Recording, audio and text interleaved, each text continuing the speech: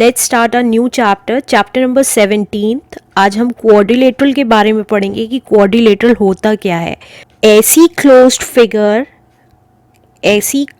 Figure जो कि 4 line segment से बनी हो, दैट इज कॉल्ड क्वाड्रिलेटरल। तो हम लिख सकते हैं a simple closed figure, a simple closed figure. इसकी कोई डेफिनेट शेप नहीं होती है, किसी भी शेप में हो सकती है, लेकिन 4 लाइन सेगमेंट्स होंगी उसकी, राइट।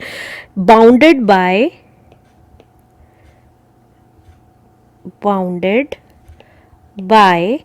4 line segments. 4 लाइनों से बनी हुई फिगर हमारी क्या कहलाती है? क्वाड्रिलेटरल कहलाती है, राइट। अब कैसे पता चलेगा कि क्वाड्रिलेटरल क्या होता है? 4 लाइनों से घिरा हुआ एक क्लोज्ड फिगर, एक 4 लाइनों की बनी हुई एक क्लोज्ड फिगर क्या कहलाती है? क्वाड्रिलेटरल कहलाती है। और इसमें क्या क्या होता है देखिए, इसमें 4 वर्टिसेस होते हैं। ये देखिए, ये क्या होते हैं? वर्टिसेस माने कॉर्नर।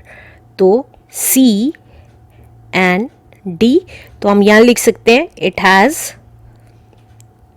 4 वर्टिसेस। ये प्रॉपर्टीज होती हैं क्वाड्रिलेटरल की। और क्या होता है? अब देखिए, ये कितनी साइड्स हैं? 4 साइड्स बताई हैं मैंने आपको। तो इट हैज 4 साइड्स। आप नेमिंग भी कर सकते हैं लाइक वर्टिसेस में, that is A, B, C and D। इसी तरीके से इट हैज 4 साइड्स। कौन कौन सी साइड्स हैं?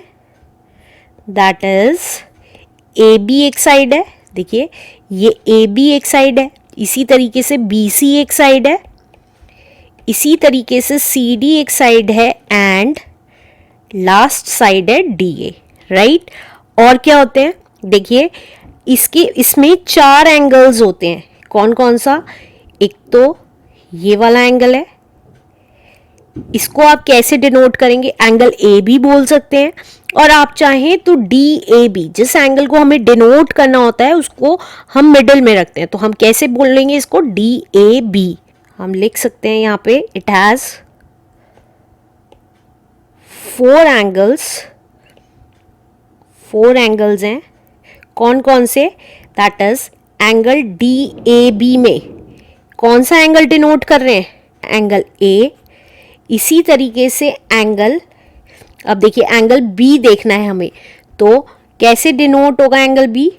ABC में से, ABC से, तो एंगल B डिनोट होगा।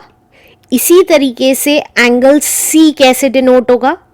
देखिए मिड में रखा हुआ है, हर जगह देखेंगे एंगल A डिनोट हुआ है तो A यहां लिखा हुआ है मिड में, B डिनोट किया है तो एंगल B मिड में रखा हुआ है, राइट। इसी तरीके से एंगल C डिनोट करना है तो BCD, इससे कौन सा एंगल पता चलेगा? C angle. और इसी तरीके से CDA डिनोट करेंगे तो कौन सा एंगल पता चलेगा? Angle D। तो इसके 4 ही वर्टेक्स होते हैं, 4 साइड्स होती हैं और 4 एंगल्स होते हैं, राइट। और क्या होता है? इसकी 2 डायगोनल्स होती हैं। देखिए ये क्या है? 2 डायगोनल्स हैं, तो हम कह सकते हैं इट हैज 2 डायगोनल्स। कौन कौन सी डायगोनल्स हैं यहाँ पे? That is AC and BD other diagonals, right. तो ये था हमारा क्वाड्रिलेटरल पहचानने का तरीका कि क्वाड्रिलेटरल होने के लिए क्या क्या होना जरूरी है। अब आगे पढ़ते हैं हम एडजेसेंट साइड्स क्या होती हैं। एडजेसेंट साइड्स होती हैं लाइक AD एंड AB, एक एंड पॉइंट से, एक ही एंड पॉइंट से 2 साइड्स का होना is called the adjacent side, मतलब दोनों का एंड पॉइंट कॉमन होना। अगर DA और AB में देखें, दोनों में कॉमन पॉइंट क्या है? A है, तो ये क्या हुई? हमारी एडजेसेंट साइड। मैं यहाँ फिगर बना देती हूँ, आपको समझ में आ जाएगा। ये देखिए, ये कॉमन एंड पॉइंट A था DA और B में, राइट। तो ये जो कॉमन पॉइंट था that is called adjacent side. तो हम क्या लिख सकते हैं? 2 sides of a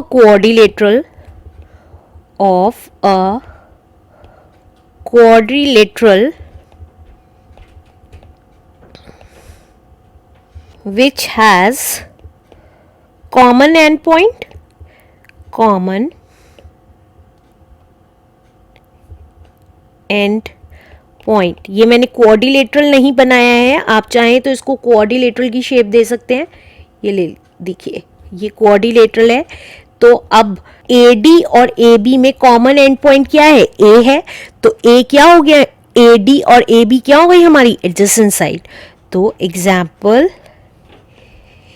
AD and AB are the adjacent. और भी है, लाइक AB एंड BC में कॉमन पॉइंट क्या है? B. तो क्या है ये? एडजेसेंट साइड्स हो गई. तो are the adjacent sides, right. ये था हमारा एडजेसेंट साइड्स. अब नेक्स्ट पढ़ते हैं ऑपोजिट साइड्स कौन सी होती हैं. देखिए, नाम ही सजेस्ट कर रहा है ऑपोजिट. हमें पता है आमने सामने इज कॉल्ड ऑपोजिट. तो यहाँ पे कौन सी हुई? AD और BC क्या हुई? ऑपोजिट साइड हुई. इसी तरीके से AB और CD क्या हुई? ऑपोजिट साइड हुई. और we can say that adjacent side में कॉमन एंड पॉइंट होता है और ऑपोजिट साइड में कोई एंड पॉइंट नहीं होता. तो two sides of a quadrilateral, two sides of a quadrilateral को QUAD लिख रही हूं, which has no common and point. कोई कॉमन एंड पॉइंट नहीं है. फॉर एग्जाम्पल अगर ऊपर वाली ही फिगर देखें तो AB एंड CD हमारा ऑपोजिट साइड हुआ. और we can say that BC and DA भी ऑपोजिट साइड्स हुआ, राइट. अब इसी तरीके से नेक्स्ट आता है एडजेसेंट एंगल्स और ऑपोजिट एंगल्स. तो सबसे पहले एडजेसेंट एंगल्स लिख लेते हैं. तो देखिए, ये हमारा क्वाड्रिलेटरल है. ये A पॉइंट, ये B पॉइंट, ये C पॉइंट और ये D पॉइंट. एडजेसेंट साइड होती थी कॉमन एंड पॉइंट, राइट. और एडजेसेंट एंगल्स कौन से होंगे? एक लाइन पे दो एंगल्स होना, राइट. लाइक फॉर एग्जाम्पल यहाँ पे AB पे कौन से दो एंगल्स हैं? A और B. तो ये क्या हो गए? Adjacent angles. BC पे कौन से एडजेसेंट एंगल्स होंगे? B और C. इसी तरीके से CD पे कौन से एडजेसेंट एंगल होंगे? C and D. तो हम यहां लिख सकते हैं two angles of quadrilateral having common side, जिस ऐसे दो एंगल्स जिनकी साइड कॉमन है. अब दैट इज कॉल्ड, पहले वर्टेक्स कॉमन होता था, कॉमन वर्टेक्स होता था, या एंड पॉइंट कहें या वर्टेक्स कहें. अब साइड जिसमें कॉमन है ऐसे दो एंगल्स. तो ये देखिए, AB साइड A एंगल के लिए भी और B एंगल के लिए. तो इसलिए एंगल A और एंगल B क्या हो गए? एडजेसेंट एंगल्स हो गए. Example angle A and angle B हो गए. Angle B and angle C हो गए एडजेसेंट एंगल्स. इसी तरीके से angle C and angle D और angle D and angle A. अब नेक्स्ट आता है, देखिए ये हमें समझ में आ गया, ये दोनों एडजेसेंट एंगल्स हो गए. इसी तरीके से ये दोनों एडजेसेंट एंगल्स हो गए क्योंकि इनकी कॉमन साइड क्या थी? BC. और इसी तरीके से C एंगल और D एंगल एडजेसेंट एंगल्स हो गए क्योंकि उनकी कॉमन साइड CD थी. इसी तरीके से एंगल D और एंगल A एडजेसेंट एंगल्स हो गए क्योंकि उनकी कॉमन साइड DA थी. अब नेक्स्ट आता है ऑपोजिट एंगल्स. देखिए, नाम इटसेल्फ बताता है ऑपोजिट. आमने सामने के दो एंगल्स क्या कहलाएंगे? ऑपोजिट एंगल्स कहलाएंगे. तो two angles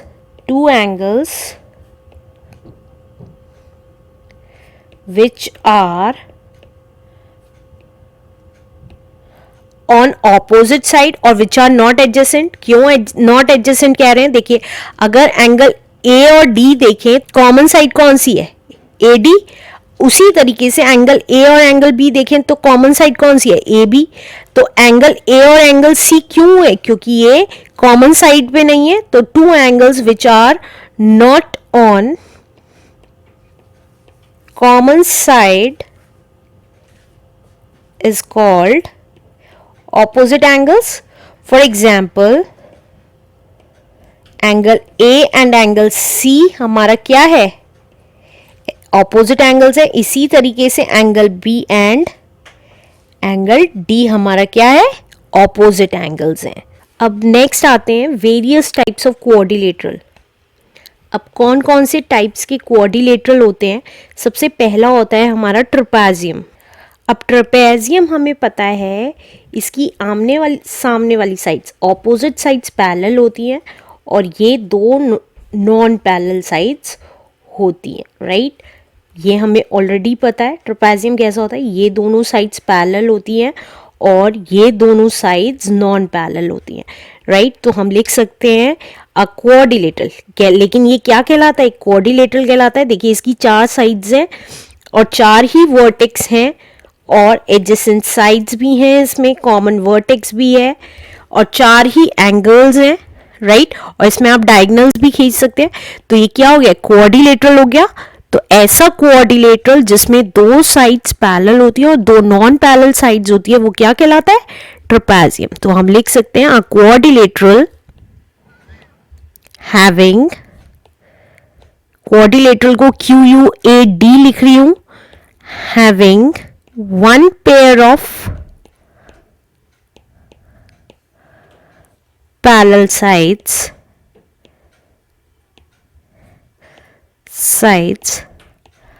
are called trapezium। तो हम ये कह सकते हैं अगर ये A है, ये B है, ये C है और ये D है, तो हमारी AB is parallel है किसके, to CD and DA and BC कैसी साइड्स हैं, are non parallel sides, non parallel sides होती हैं, राइट। फिर से बता रही हूँ, AB और CD पैरेलल साइड्स होती हैं और DA और BC नॉन पैरेलल साइड्स होती हैं, राइट। लेकिन अगर ये DA और BC कहें या AD और BC कहें, ये इक्वल हो जाती हैं, तो हमारा ये ट्रपेजियम क्या बन जाता है, आइसोस्केलेस ट्रपेजियम। तो देखिए यहाँ लिख देती हूँ, देखिए आइसोस्केलेस ट्रपेजियम कब बनेगा, अ trapezium is said to be, isosceles trapezium is said to be isosceles trapezium, isosceles trapezium बन जाएगा when its non-parallel sides, its non-parallel sides equal हो जाएंगी, बिकम इक्वल, राइट। तो उसकी फिगर कैसे बनेगी, देखिए ऐसे, ये दो तो पैरेलल हैं ही और ये इसके इक्वल आ गई।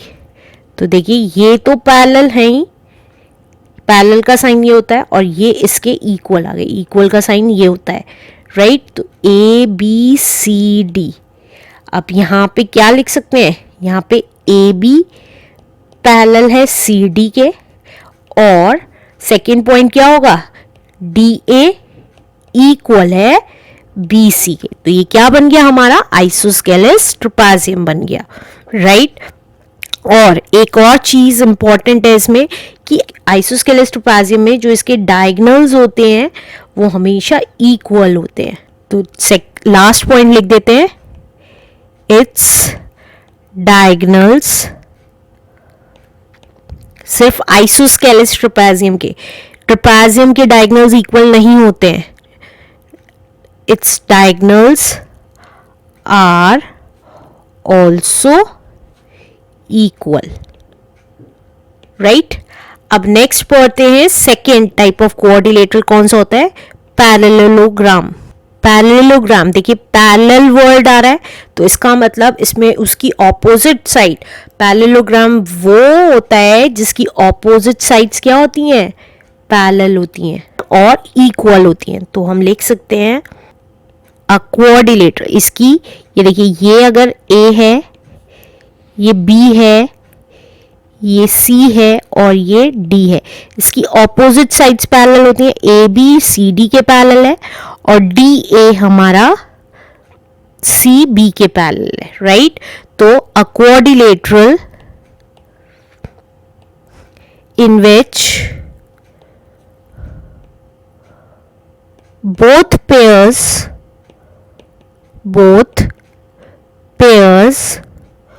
of opposite side are parallel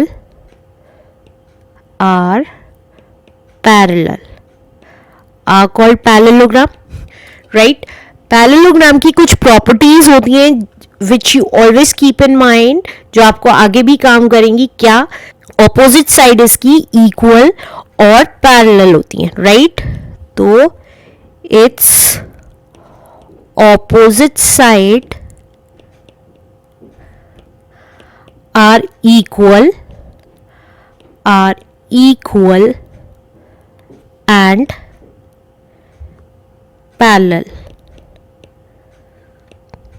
parallel होती हैं। लाइक ए बी पैरेलल है डी सी के एंड बी सी पैरेलल है ए डी के, राइट। इसी तरीके से इक्वल में है, ए बी इक्वल है डी सी के एंड बी सी इक्वल है ए डी के, राइट। ये थी इसकी फर्स्ट प्रॉपर्टी। सेकंड प्रॉपर्टी क्या होती है कि ऑपोजिट एंगल्स पैरेललोग्राम के इक्वल होते हैं, right. Opposite angles of a parallelogram are, ये पैरेललोग्राम ही लिखा है मैंने, राइट। पैरेललोग्राम आर इक्वल, मतलब एंगल ए किसके इक्वल होगा, एंगल सी के। लाइक यहां पे लिख देती हूं एंगल ए, ऑपोजिट एंगल्स अभी हमने पढ़े हैं। ऑपोजिट एंगल्स कौन से हुए, आमने सामने के एंगल्स। तो एंगल ए एंगल सी के इक्वल होगा और एंगल बी एंगल डी के इक्वल होगा। अब और क्या प्रॉपर्टी हो जाती है कि पैरेललोग्राम की जो डायगोनल्स होती हैं वो आपस में बाइसेक्ट करती हैं। ये डायगोनल्स होती हैं तो ये आपस में बाइसेक्ट करती हैं और इसको जहां ये बाइसेक्ट करते हैं उसको नेमिंग कर देते हैं ओ पॉइंट। तो हम ये लिख सकते हैं diagonals of a parallelogram, diagonals of a parallelogram bisect each other, आपस में बाइसेक्ट करती हैं ईच अदर, राइट। तो अब क्या क्या प्रॉपर्टीज हुई हमारी पैरेललोग्राम की, ऑपोजिट साइड पैरेललोग्राम की पैरेलल होती हैं और इक्वल होती हैं। दूसरी चीज ऑपोजिट एंगल्स इक्वल होते हैं और डायगोनल्स आपस में बाइसेक्ट करती हैं। इसके बाद आ जाता है हमारा रोम्बस। अब रोम्बस क्या होता है, रोम्बस बिल्कुल पैरेललोग्राम की तरह होता है, बिल्कुल ऐसा, लेकिन इसमें देखिए ए बी बी सी के इक्वल नहीं है। रोम्बस में सारी साइड्स इसकी इक्वल होती है और ऑपोजिट साइड आपस में पैरेलल होती हैं। देखिए ये आ गया, ये मान लीजिए ये ए है, ये बी है, ये सी है और ये डी है। तो हम कह सकते हैं इसको हम पैरेललोग्राम भी कह सकते हैं। क्यों, क्योंकि इसकी ऑपोजिट साइड पैरेलल है, मतलब ए बी सी डी के पैरेलल है और डी ए बी सी के पैरेलल है, लेकिन ये सारी आपस में इक्वल भी हैं, सारी साइड्स इक्वल है। इसमें ऑपोजिट साइड्स इक्वल थी लेकिन रोम्बस में सारी साइड्स इक्वल हैं। तो हम कह सकते हैं रोम्बस को क्या, ऐसा पैरेललोग्राम जब उसकी सारी साइड्स इक्वल हो जाएंगी वो क्या बन जाएगा, रोम्बस बन जाएगा। A parallelogram in which all sides are equal, all sides are equal is said to be a rhombus, right? और इसकी कुछ प्रॉपर्टीज होती हैं क्या, कि इसकी ऑपोजिट साइड पैरेलल होती हैं, its opposite sides are parallel, और क्या होती हैं, इसकी सारी साइड्स इक्वल होती हैं प्रॉपर्टी के लिए, अभी अभी मैंने बताया, इट्स ऑल साइड्स, सारी साइड्स आर इक्वल, इसकी सारी साइड्स इक्वल होती हैं, और क्या होती हैं, ऑपोजिट एंगल्स भी इक्वल होते हैं जो पैरेललोग्राम में होते हैं, its opposite angles are equal, इसके ऑपोजिट एंगल्स भी इक्वल होते हैं, और क्या होता है, डायगनल, इसकी डायगनल्स जो बाइसेक्ट करती हैं वो 90 डिग्री का एंगल बनाती हैं। देखिए ये आपस में बाइसेक्ट कर रही है ओ पॉइंट पे, और जहां ये बाइसेक्ट करती हैं ये यहाँ पे राइट एंगल बनाती हैं 90 डिग्री का सारी साइड्स। तो हम लिख सकते हैं it's diagonal bisect each other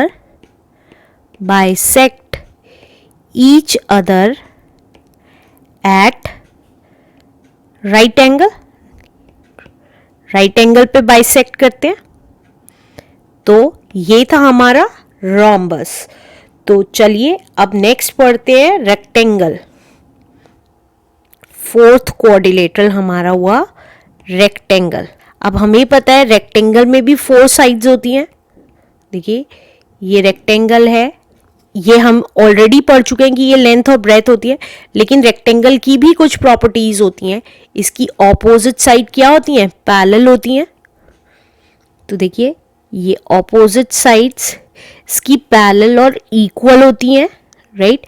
ऐसा पैरेललोग्राम जिसकी ऑपोजिट साइड पैरेलल और इक्वल है, लेकिन एक और फर्क है क्या, कि ये 90 डिग्री का एंगल बनाता है। रेक्टेंगल सारे एंगल 90 डिग्री के होते हैं, that's why it's said to be a rectangle. इसकी सारी साइड्स नहीं, सारी साइड्स इक्वल होते ही ये स्क्वायर बन जाएगा, इसलिए इसकी ऑपोजिट साइड्स इक्वल होती हैं और 90 डिग्री का एंगल बनाती है, और ऑपोजिट साइड आपस में पैरेलल भी होती हैं। तो हम कह सकते हैं अ पैरेललोग्राम, अगर आप पैरेललोग्राम में देखें तो पैरेललोग्राम में सारी ऑपोजिट साइड्स पैरेलल और इक्वल थी। नेक्स्ट देखें हम तो हमारा रोम्बस में सारी साइड्स इक्वल हो गई हैं।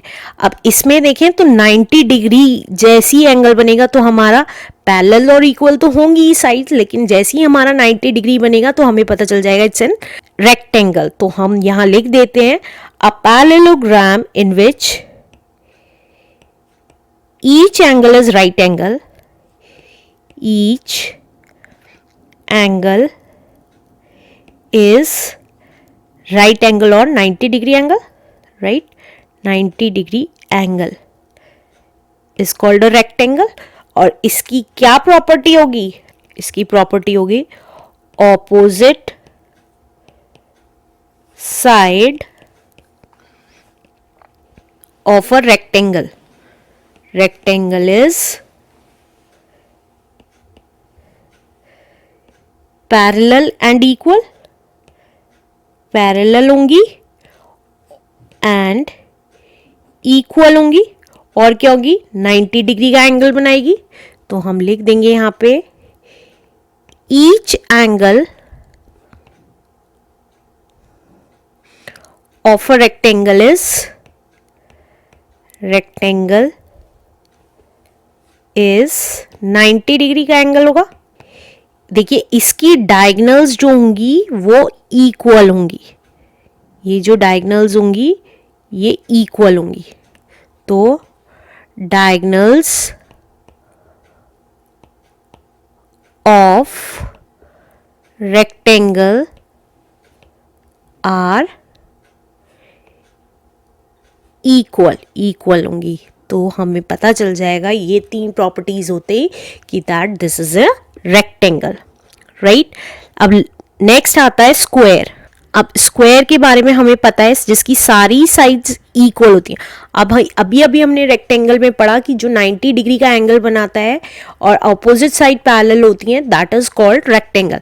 अब हमें ये देखिए, इसकी अपोजिट साइड तो पैरेलल होती ही होती हैं, 90 डिग्री का एंगल भी बनाता है रेक्टेंगल की तरह, लेकिन एक और चीज होती है कि सारी साइड्स इक्वल होती हैं, right, that is called square, हमें पता है। तो a parallelogram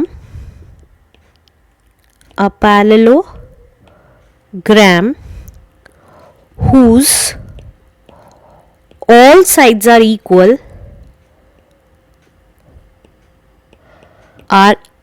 अब आप कहेंगे साइड्स तो रोम्बस की भी इक्वल थी, सारी साइड्स मैंने बोला था कि ऑपोजिट साइड पैरेलल होती है और सारी साइड्स इक्वल होती है, लेकिन इसमें 90 डिग्री का एंगल ये नहीं बनाता था ए और बी। यहाँ पे मैंने आपको बताया ये ए ये बी क्या बनाते हैं, 90 डिग्री का एंगल बनाते हैं।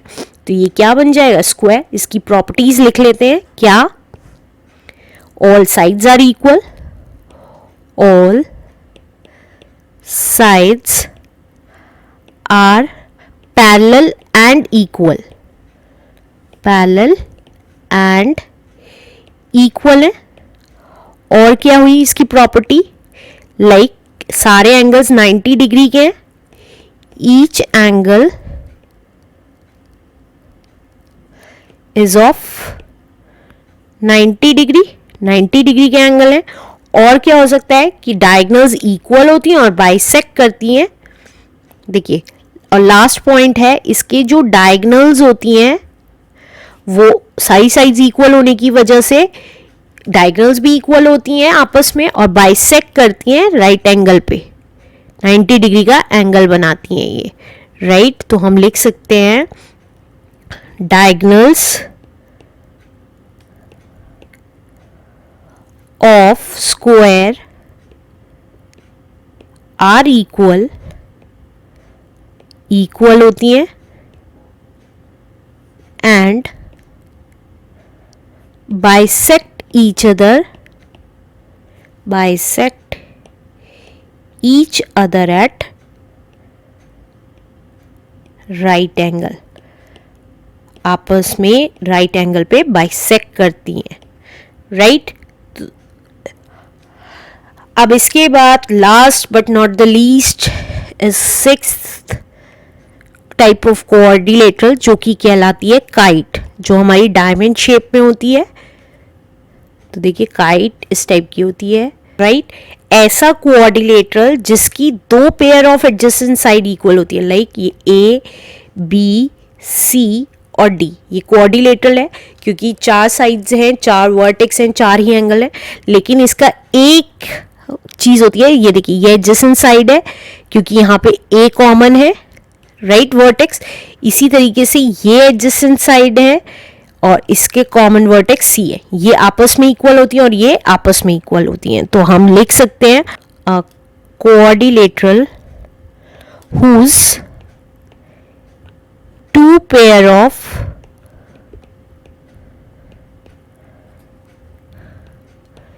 equal adjacent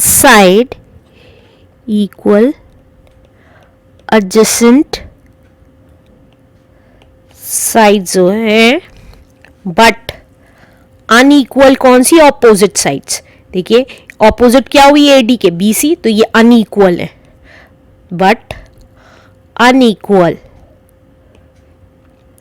ऑपोजिट साइड्स हैं, ऑपोजिट साइड्स, तो वो क्या कहलाएगा, हमारा काइट कहलाएगा, राइट। तो ये थे कुछ टाइप ऑफ कोऑर्डिनेटर। अब नेक्स्ट आता है हमारा angle sum property of coordinator. Angle sum property of coordinator क्या होती है, ये हमेशा याद रखिएगा, आने वाली सारी क्लासेस में आपके काम आएगा। ऐसा कोऑर्डिनेटर जिसके चारों एंगल का सम हमारा कितना होता है, 360 डिग्री। ऐसा क्वाड्रिलेटरल जिसके चारों एंगल्स का सम 360 हो, that is called angle sum property of quadrilateral. ये एंगल प्लस ये एंगल प्लस ये एंगल प्लस ये एंगल, तो हमें पता है डायरेक्टली हम लिख देते हैं angle A plus angle B plus angle C. जब भी हमें क्वाड्रिलेटरल के एंगल्स निकालने के लिए कहा जाता है तो हम चारों एंगल को सम करके 360 डिग्री के इक्वल लिख देते हैं और साइड में लिख देते हैं sum of all angle of quadrilateral कितना होता है, 360 डिग्री होता है, राइट। तो आगे हम क्वेश्चंस पढ़ेंगे। आपको प्रूफिंग की ज़रूरत नहीं है, आपके में प्रूफिंग नहीं है, ये जब आप बड़ी क्लासेस में जाएंगे तब आपको ये प्रूफिंग भी आएगी। अभी बस आप इतना समझ लीजिए कि क्वाड्रिलेटरल के चारों एंगल्स का सम हमारा कितना होता है, 360 degree, not more than and not less than. तो एग्जैक्टली 360 डिग्री होता है। अब हमने एंगल्स पढ़ लिए, अब कुछ इंपॉर्टेंट स्टेटमेंट्स हैं लाइक कॉन्वेक्स क्वाड्रिलेटरल क्या होता है। कॉन्वेक्स क्वाड्रिलेटरल होता है ऐसा क्वाड्रिलेटरल जिसमें हर एक एंगल 180 डिग्री से कम हो, is called the convex quadrilateral. इसमें एंगल ए कहें, बी कहें, सी कहें, डी कहें, हर एक एंगल 180 डिग्री से कम होगा। तो हम लिख सकते हैं अ quadrilateral in which each angle is less than 180 degree होगा। तो ये क्या होगा, कॉन्वेक्स क्वाड्रिलेटरल। और इसका कॉन्वेक्स का ऑपोजिट हम फिजिक्स में भी पढ़ते हैं, कॉनकेव। अब कॉन्वेक्स में लेस देन 180 डिग्री होता है हर एक एंगल, और मोर देन 180 डिग्री क्या होगा, तो क्या होगा, वो कॉनकेव क्वाड्रिलेटरल हो जाएगा। देखिए क्वाड्रिलेटरल बना लेते हैं, तो देखिए क्वाड्रिलेटरल बना लेते हैं, तो देखिए यहाँ पे ये जो एंगल है इज मोर देन 180 डिग्री। तो a quadrilateral in which one of its angle